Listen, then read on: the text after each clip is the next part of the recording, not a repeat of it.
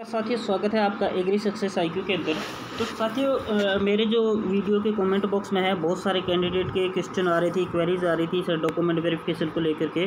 तो अभी क्योंकि जितने भी कैंडिडेट सेलेक्टेड हुए हैं बैंकों के अंदर, चाहे हम पीएनबी पंजाब नेशनल बैंक की बात करते हैं, बैंक ऑफ इंडिया की बात करते हैं, union bank of India UCO bank की बात करते हैं, या फिर और कोई भी बैंक है कैनरा बैंक की बात करें, सभी कैंडिडेट का जो है किसी का डीवी हो रहा है या डीवी की डेट आ चुकी है, डॉक्यूमेंट तैयार करने में लगे हुए हैं। तो इसको लेकर के बहुत सारे क्वेश्चन जो आ रहे हैं, मैं देख रहा हूँ कमेंट बॉक्स में, मैं एक एक बच्चों के रिप्लाई करने की कोशिश कर रहा हूँ। फिर भी कुछ हो सकता है कमेंट मैं ना देख पाऊँ या वो कमेंट के थ्रू जो है वो संतुष्ट नहीं हो पाए, तो उनके लिए जो है मैं यहाँ पे एक वीडियो लेके आया हूँ सेपरेट। जो क्वेश्चन ऑलमोस्ट ज़्यादातर क्वेश्चन है मेरे साथ व्हाट्सएप के थ्रू भी आ रहे हैं, मैं व्हाट्सएप के थ्रू भी देख पा रहा हूँ कि बहुत सारे जो कैंडिडेट है, जो साथी है, वो क्वेश्चन कर रहे हैं। तो इनमें दोस्तों अब यहाँ पे देख सकते हो सकता है इनमें से आपका भी कुछ क्वेश्चन हो जो आपको भी उस चीज़ के बारे में पूरा जो जानकारी मिल जाए, आप लोगों को संतुष्टि हो जाए। और मैं आपको बता दूं दोस्तों, मैं कैनरा बैंक AFO सिलेक्टेड और RRB स्केल 2 के अंदर वेटिंग लिस्ट में और FCI के अंदर भी वेटिंग लिस्ट में हूँ। और आगे मैं बात करता हूं तो दोस्तों आपके देखें सबसे पहले जो क्वेरीज मेरे पास आ रही है मेडिकल सर्टिफिकेट की, कि सर मेडिकल सर्टिफिकेट के लिए क्या प्रोसेस है, क्या IGA में होगा या नहीं होगा, कहां से बनवाना पड़ेगा, कैसे बनवाना पड़ेगा, तो ये चीज़ है। सेकंड क्वेश्चन है माइग्रेशन सर्टिफिकेट, कि सर हमारे पास माइग्रेशन सर्टिफिकेट नहीं है और है तो हमें कैसे, कहाँ से लेना पड़ेगा, कहाँ से मिलेगा, कैसे बनेगा, कितना टाइम लगेगा, एक ये चीज़ होगी। और उसके अलावा कुछ बच्चों के बाद से जो डिग्री सर्टिफिकेट्स है कि सर हमारे पास डिग्री सर्टिफिकेट नहीं है, हमारे पास PTC है, डिग्री पे डेट नहीं है या कुछ भी है, तो उसके बारे में बात करते हैं। और अगला जो क्वेश्चन है बच्चों का वो है रेजिडेंशियल सर्टिफिकेट, मतलब जिसको हम मूल निवास कहते हैं, उसके बारे में कि सर मूल निवास के बारे में भी आप हमें बताइए। अदर में हम बात करते हैं तो दोस्तों जो करेक्टर सर्टिफिकेट है, ठीक है, करेक्टर सर्टिफिकेट के बारे में, तो उसके बारे में भी बच्चों का जो है क्वेरीज है। तो आप हमारे साथ बने रहिए, हम एक एक करके इसके बारे में डिटेल से आपको बता देते हैं।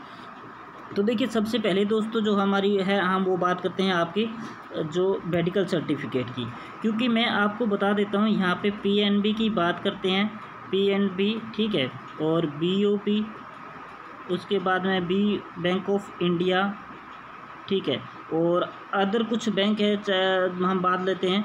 तो ये जो बैंक है इनका जो मेडिकल सर्टिफिकेट है दोस्तों इन्हीं के बोर्ड के द्वारा बनाया गया है, मतलब इन्होंने टाई अप कर रखा है किसी भी हॉस्पिटल से, किससे, कि हॉस्पिटल से, जो हॉस्पिटल है उनसे इन्होंने टाई अप कर रखा है। और जैसे ही वो आपको मेल भेजेंगे तो उस मेल में आपको बाकायदा दिखाया जाएगा, लिखा होगा कि आपको इस हॉस्पिटल के अंदर जा कर के आपको मेडिकल करवाना है, आपको मेडिकल जो है सर्टिफिकेट लेना है और वहीं से आपको मिलेगा।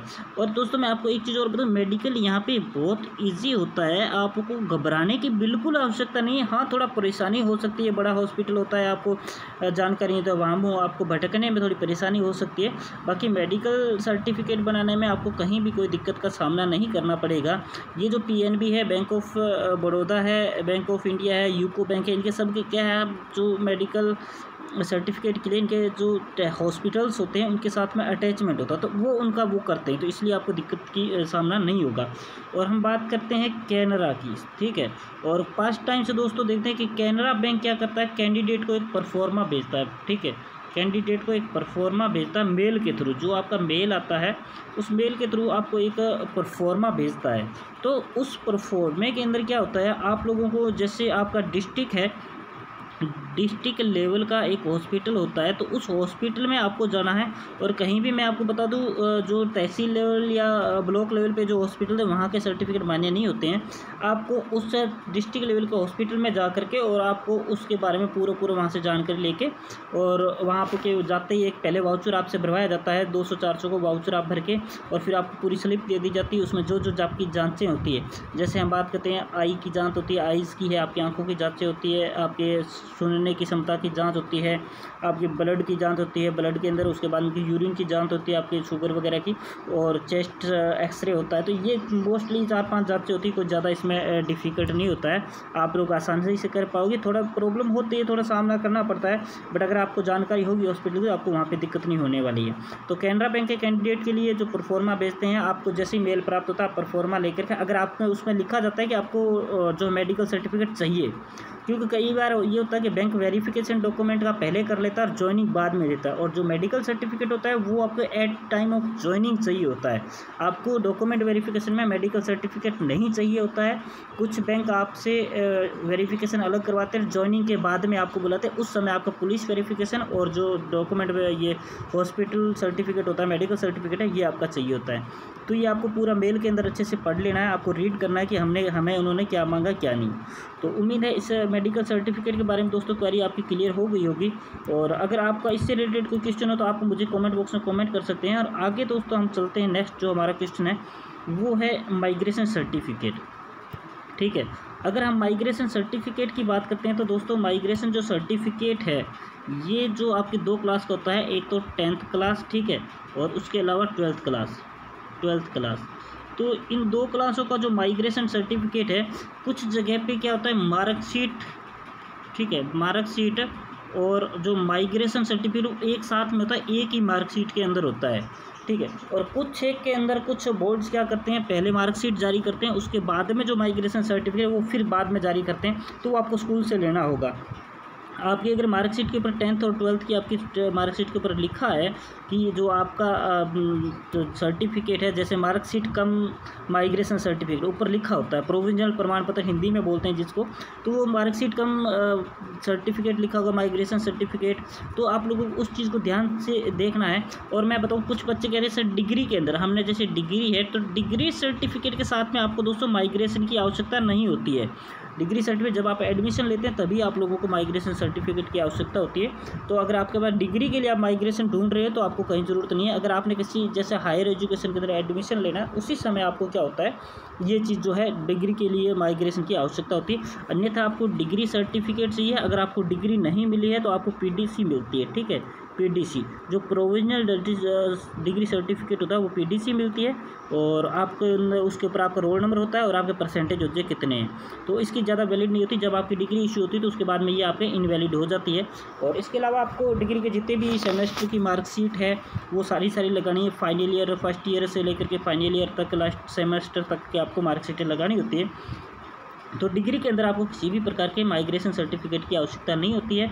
10वीं और 12वीं के लिए आपको माइग्रेशन सर्टिफिकेट की आवश्यकता होती है। तो उम्मीद है दोस्तों आपको सेकंड क्वेश्चन भी आपका सॉल्व आउट हो गया होगा। अगर आप लोगों को इसमें भी कोई प्रॉब्लम नीचे कमेंट बॉक्स में कमेंट कर दीजिए। नेक्स्ट है डिग्री सर्टिफिकेट। तो डिग्री सर्टिफिकेट भी हमने इसमें क्लियर आपके सामने कर ही दिया कि डिग्री और माइग्रेशन या PDC सर्टिफिकेट किस हिसाब से होता है। और रेजिडेंशियल सर्टिफिकेट, अब कुछ बच्चे कहते हैं कि हमें रेजिडेंशियल जो सर्टिफिकेट है वो न्यू बनवाना पड़ेगा। तो मैं आपको ये बता दूं कि जो रेजिडेंशियल सर्टिफिकेट होता है, जहां आप रह रहे हैं, तो आप अगर वहां से एड्रेस अपना चेंज करते हैं, जैसे जिस जगह पे आप रह रहे हैं एक डिस्ट्रिक्ट में रह रहे हैं आप, और उसके अलावा आप किसी दूसरे डिस्ट्रिक्ट में जाकर बस जाते हैं, वहाँ कम से कम 10 साल तक रहते हैं, तो वहाँ आपको जो है न्यू की ज़रूरत पड़ती है। अगर आप कहीं पुराने समय से रह रहे हैं और आपने एक बार जो रेजिडेंशियल सर्टिफिकेट या जिसको हम मूल निवास बोलते हैं हिंदी में, ये अगर बनवा लिया तो उसको आपको बाद में बनवाने की ज़रूरत नहीं होती, क्योंकि जो रेजिडेंशियल सर्टिफिकेट होता है वो लाइफ में एक बार ही बनता है। कास्ट सर्टिफिकेट का तो दोस्तों है वो आपको जो है 6 महीने साल की वैलिडिटी होती है, उसके अकॉर्डिंग आपको बनाता होता है। और वो भी SC ST जो है, ठीक है, SC ST की बात करते हैं तो उनको भी वो ज़्यादा समय तक नहीं बनाना पड़ता, उनका वो एक ही चल जाता है कुछ वर्षों तक। तो ये चीज़ आपको ध्यान रखनी है। और रेजिडेंशियल सर्टिफिकेट दोस्तों एक ही बार बनता है, और आप लोगों को इस चीज़ का ध्यान रखना है कि रेजिडेंशियल सर्टिफिकेट एक बार बनता है, आपको दोबारा न्यू बनाने की आवश्यकता नहीं है। आपके पास जो है बना हो वो आपका चल जाएगा। और अदर की बात करते हैं तो दोस्तों हमने यहाँ पे लिखा है करेक्टर सर्टिफिकेट। तो दोस्तों आप जो एक कॉलेज, ठीक है, आपका जो कॉलेज है उसमें आपकी जो लास्ट कॉलेज, जो आपका कॉलेज लास्ट है, वहाँ का आपका जो डीन डायरेक्टर है, ठीक है, डीन डायरेक्टर है, वो आपको जो है ये सर्टिफिकेट देता है। वो आपको करेक्टर सर्टिफिकेट एक तो आपको वो चाहिए। उसके अलावा उसमें आपके कितने मांगे हैं, कहीं 2 मांग रहे हैं, कहीं 3 मांग रहे हैं और कहीं 1 ही मांग रहे हैं। तो दोस्तों वो चीज़ें आप लोगों को कर लेनी है। और सर्टिफिकेट कोई भी आपका जानकार हो और कोई भी अच्छे पोस्ट पे हो, गवर्नमेंट हो, गजेटेड हो, तो उससे आप सर्टिफिकेट बनवा सकते हैं। और इसके अलावा आपके गाँव का जो सरपंच है, पार्षद है या विधायक है, कोई भी आपका वहाँ के जो एक जनप्रतिनिधि है, उससे भी आप लोग सर्टिफिकेट बना सकते हैं, जो करेक्टर सर्टिफिकेट है, ठीक है। और इसके अलावा दोस्तों पुलिस वेरिफिकेशन की बात करते हैं तो पुलिस वेरिफिकेशन भी आपको एट टाइम ऑफ ज्वाइनिंग चाहिए। जब आपको ज्वाइन करना है तभी आपको पुलिस वेरिफिकेशन चाहिए। अगर पुलिस वेरिफिकेशन के बारे में आपको और जानकारी चाहिए तो दोस्तों नीचे कमेंट बॉक्स में बता दीजिए, मैं पुलिस वेरिफिकेशन कैसे होता है, किस हिसाब से कितनी प्रॉब्लम आती है, तो उसके बारे में आपके लिए सेपरेट वीडियो बना दूंगा। और उम्मीद है दोस्तों आपको वीडियो अच्छा लगा। अगर ये जानकारी अच्छी लगी तो प्लीज़ चैनल को लाइक करें और चैनल को सब्सक्राइब करें। वीडियो को लाइक करके नीचे कमेंट बॉक्स में ज़रूर बताएं कि आपके लिए जानकारी उपयोगी है या नहीं। तो thank you so much for watching this video दोस्तों। इसी प्रकार हमारे साथ बने रहें और आपका प्यार यूँ ही मिलता रहे। Thank you so much.